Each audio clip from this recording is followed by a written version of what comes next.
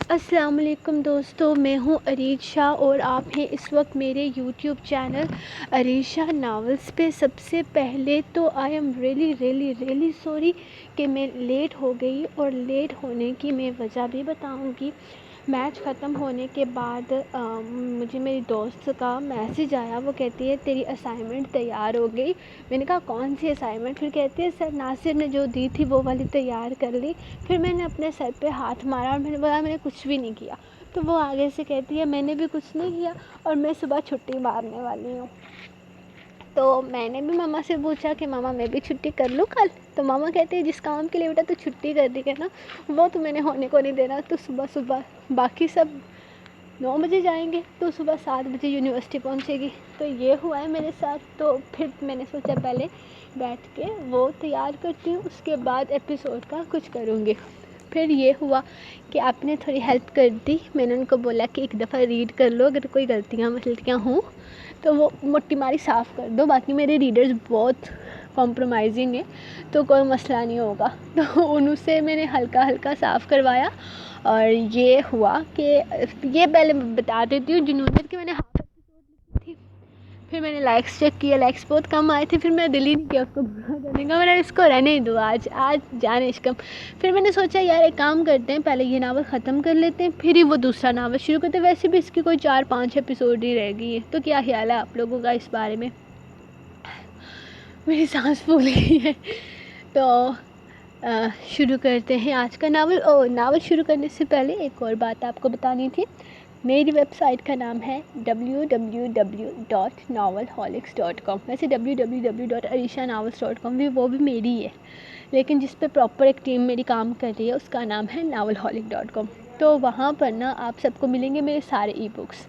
جی، جن لوگوں نے میرے ای بکس نہیں پڑھے وہ مجھے اکثر کہتے ہیں آپ کے ای بک یہاں پہ ہیں، وہاں پہ ہیں وٹ ایور، کدھر ہے۔ تو میں آپ کو ایک اور بات بتاتی ہوں۔ کوئی بندہ تھا، وہ مطلب ای بکس ان باکس میں دے رہا تھا یا واٹس ایپ پہ دے رہا تھا، مجھے نہیں پتا۔ تو میری کچھ ریڈرز نے ان سے ای بک لیے۔ اب میں کسی کا نام نہیں لوں گی کیونکہ میں خود جانتی ہی نہیں ہوں کہ وہ بندہ کون ہے۔ کچھ لوگ میں نہیں کہہ سکتی، ایک تو اتنے عرصے سے جو لوگ ویب سائٹس چلا رہے ہیں مجھے یقین ہے وہ ایسا گھٹیا کام کبھی بھی نہیں کریں گے، تو میں کسی کا نام نہیں لے رہی، کوئی اپنی طرف بات کھینچے نہیں، پہلی بات۔ تو اس نے بولا ہے کہ میں 50 روپے میں آپ کو عریشہ کی ای بک دوں گا۔ عریشہ 400 میں دے رہی ہے، میں 50 روپے کی دوں گا۔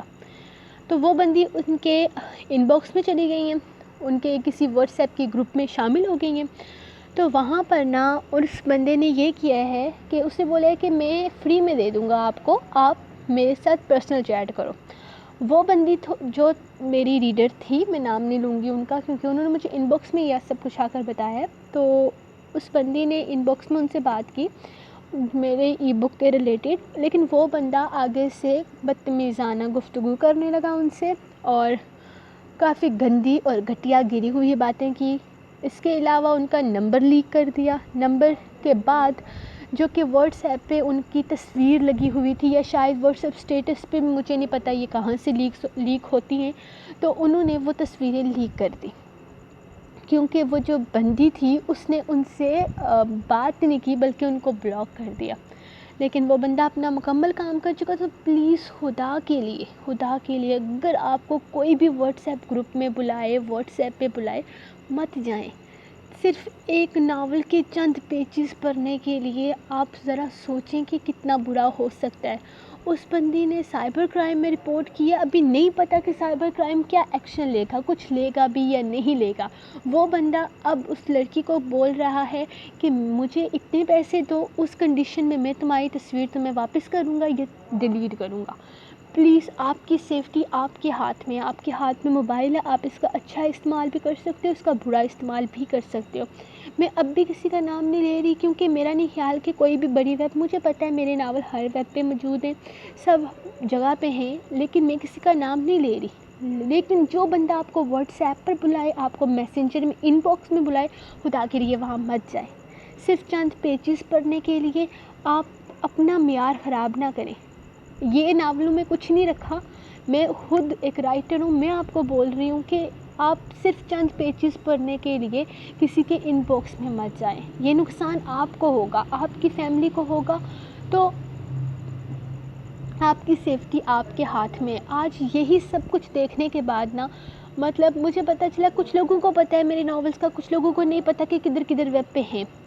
اور میں خود بھی کسی کو پروموٹ نہیں کرنا چاہتی, اسی لیے میں بتاتی بھی نہیں ہوں کہ میرے ناول. لیکن جس دن سے مجھے پتہ چلا کہ میرے ناول مکمل طور پر وائرل ہو چکے ہیں, لیک ہو چکے ہیں, میں نے یہی فیصلہ کیا کہ میں خود اپنے ناول اپنے ریڈرز کو دے دوں گی تاکہ وہ غلط جگہ پہ نہ جائیں.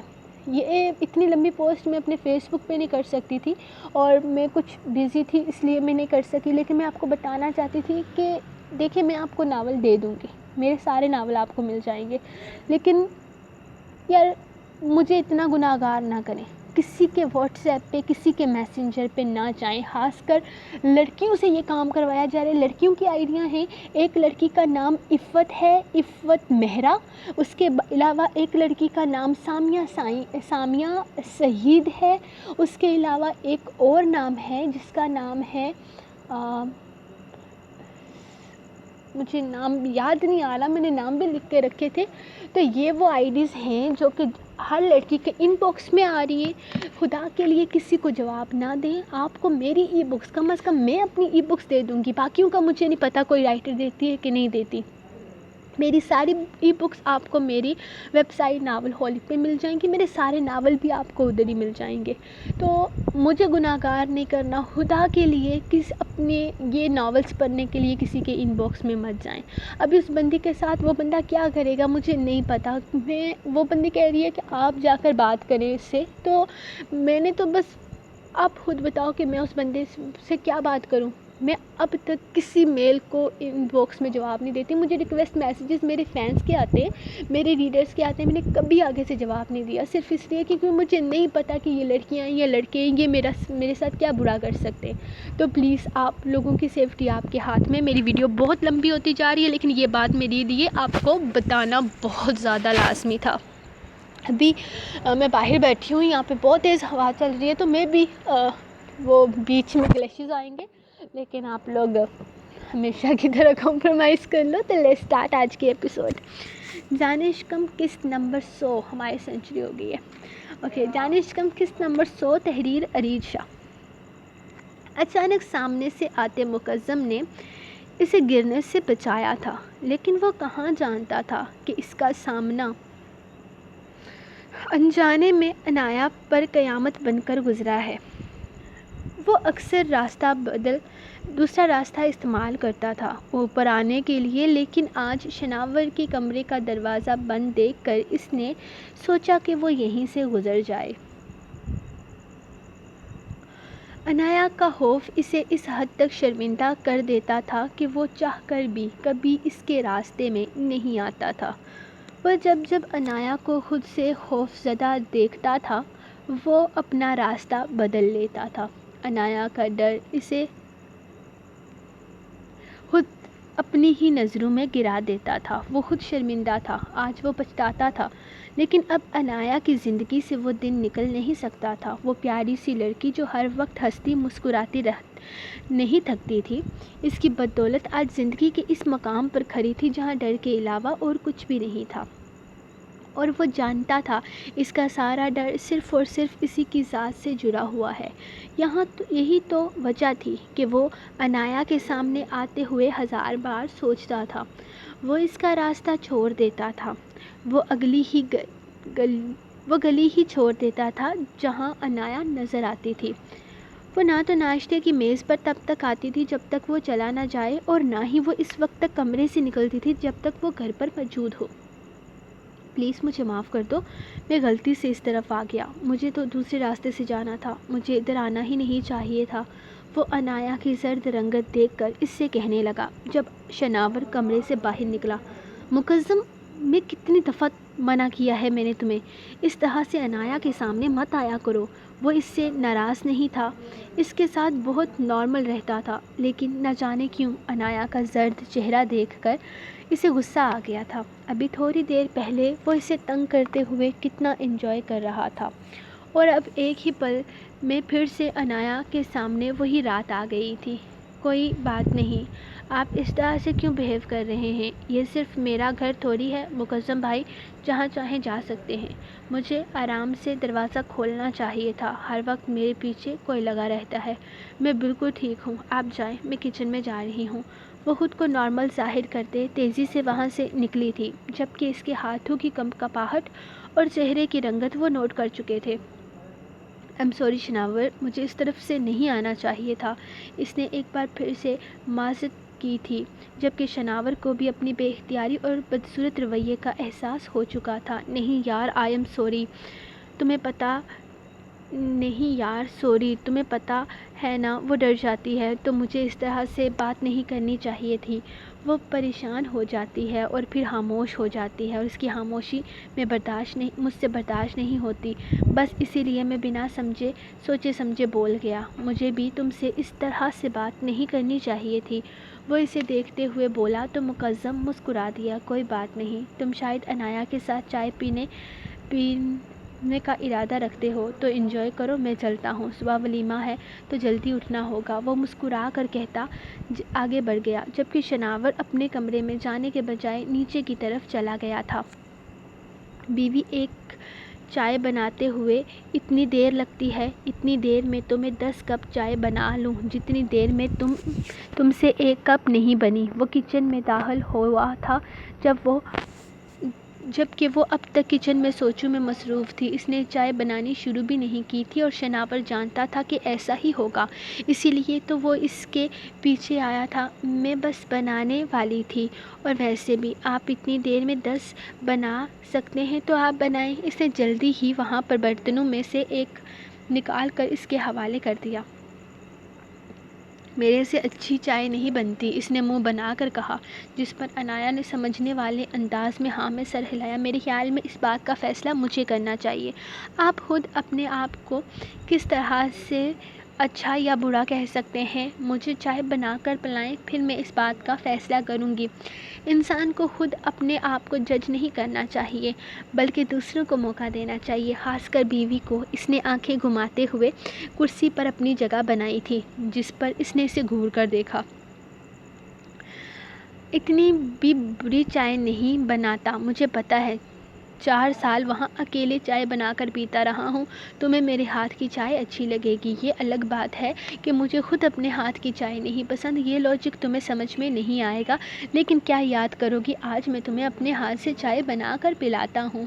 ہاں ضرور، جیسی بھی ہوگی میں تعریف کر دوں گی، اس نے احسان کرنے والے انداز میں کہا، جبکہ شناور مسکرا کر اس کے لیے چائے بنانے لگا، اور تھوڑی ہی دیر میں وہ چائے کا کپ اس کے سامنے بھی رکھ چکا تھا۔ اس نے چائے کے کپ سے ایک سیپ لیتے ہوئے اسے دیکھا تھا، جبکہ شناور مسکراتے ہوئے اسے ہی دیکھ رہا تھا۔ اسے پتا تھا اس کی چائے بہت پسند آئے گی، لیکن تعریف کرنے میں وہ کنجوسی کرے گی۔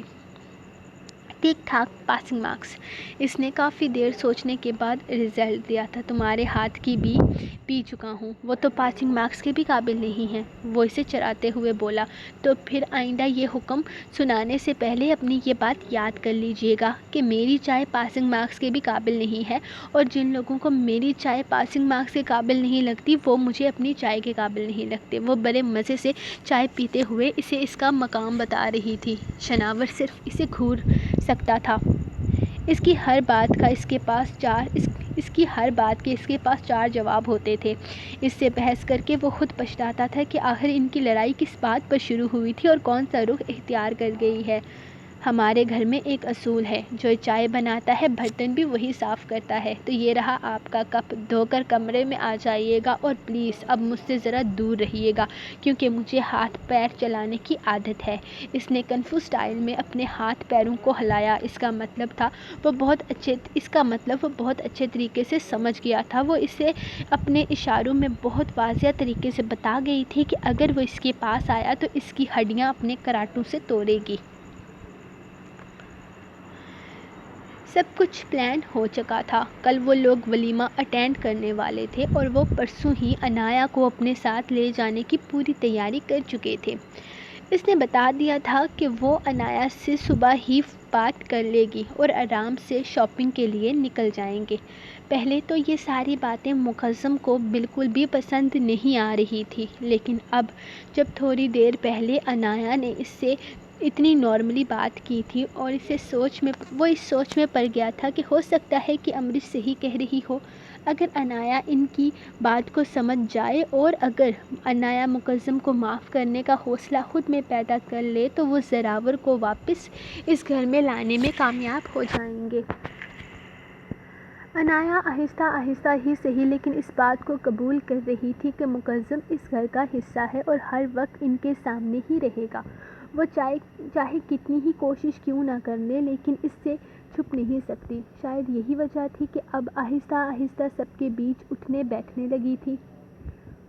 اور اب رات کے اس وقت وہ اچانک جب اس کے سامنے آیا تو وہ اچھی خاصی خوفزدہ ہو گئی تھی، بالکل اسی طرح جس طرح کسی کے بھی اچانک سامنے آنے پر کوئی ہو جاتا ہے۔ اور اس کے بعد اس نے شناور کو بھی بہت نارملی جواب دیا تھا۔ یہ اس بات کا ثبوت تھا کہ آہستہ آہستہ سب کچھ ٹھیک ہو سکتا ہے، اسے انایا سے بات ضرور کرنی چاہیے۔ ولیمے کی رسم بہت ہی شاندار طریقے سے ادا ہو گئی تھی۔ آج سارا دن ان سب چیزوں میں گزر گیا تھا۔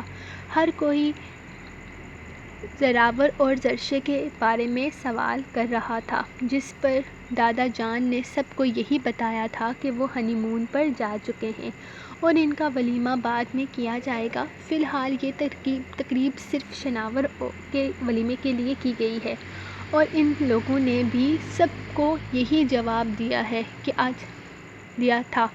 آج لائٹ پنک کلر کے لہنگے میں وہ بے حد خوبصورت لگ رہی تھی، جبکہ اس کے ساتھ بیٹھا شناور بار بار اپنی نظروں کو اس کی طرف جانے سے روک نہیں پا رہا تھا۔ 2-3 بار تو انایا اسے گھور کر چھچھوڑے کا لقب بھی دے چکی تھی، لیکن وہ کون سا ان سب باتوں کا اثر لیتا تھا۔ وہ تو بس یہ سوچ کر خوش ہو رہا تھا کہ اس کے پہلو میں بیٹھی یہ نازک سی پیاری سی دلہن اس کی ہے۔ سب نے اس کی بہت تعریف کی تھی۔ ہر کوئی ان دونوں کی جوڑی کو چاند سورج کی جوڑی کہہ رہا تھا۔ وہ تو اپنی تعریف پر بہت خوش ہو رہی تھی اور ساتھ ہی ساتھ اسے بھی بتا رہی تھی کہ اس کے دولہا بننے کا کوئی فائدہ نہیں ہوا، کیونکہ سب لوگ تو دلہن کی تعریف کر رہے ہیں۔ اور یہ بات سچ بھی تھی، زیادہ تر لوگ انایا کی ہی تعریفوں کے پل باندھ رہے تھے۔ شناور کی تعریف کرنے والے بہت کم لوگ تھے، اگر زیادہ بھی تھے تو ان کے پاس بیٹھ کر تعریف کرنے والوں کی تعداد بہت کم تھی۔ ان سب چیزوں کا تو انایا شکر منا رہی تھی۔ وہ بار بار کہہ رہی تھی کہ وہ اس سے زیادہ پیاری ہے، اور اس بات کو تو شناور بھی دل و جان سے قبول کرتا تھا، لیکن صرف اپنی حد تک۔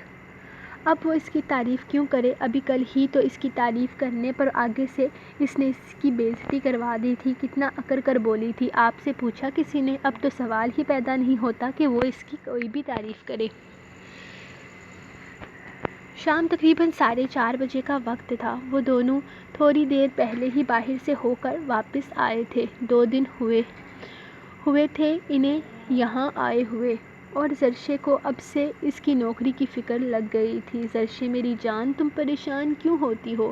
میرے پاس ابھی بہت سارے پیسے ہیں، 2-3 مہینے تو آرام سے گزر جائیں گے، اور کم از کم 2-3 مہینے میں کسی کام طرح کی کوئی نوکری نہیں کرنے والا۔ میں آرام سکون سے اپنے لیے جاب ڈھونڈ کر سلیکٹ کر کے پھر شروع کروں گا، تمہیں فکر کرنے کی ضرورت نہیں۔ دادا جان نے مجھے لا تعلق کیا ہے، آنکھ نہیں کیا ابھی تک۔ میرا بینک اکاؤنٹ بالکل صحیح سلامت ہے، اور میرے بینک اکاؤنٹ میں کم از کم اتنے پیسے ہیں کہ ہم 4 سال سکون سے گزار سکتے ہیں۔ یہ تو مقدم ضرورت سے زیادہ ہی خوددار ٹائپ تھا، ورنہ نوکری کی ضرورت اسے بھی نہیں تھی۔ دادا جان نے ہمیں صرف گھر سے دور کیا ہے، اپنی جائیداد سے نہیں۔ اور جہاں تک بات دادا جان کی دولت جائیداد نہ ہونے والی بات کی ہے، تو وہ صرف دادا جان کا غصہ تھا اور کچھ بھی نہیں۔ وہ اسے پیار سے سمجھا رہا تھا جب دروازے پر دستک ہوئی۔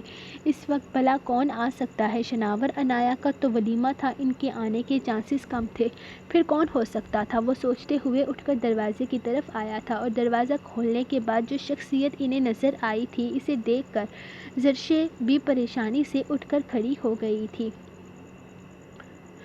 جبکہ دادا جان خاموشی سے ان دونوں کو دیکھ رہے تھے۔ ان دونوں کی حیرانگی کو وہ بہت اچھے طریقے سے سمجھ رہے تھے۔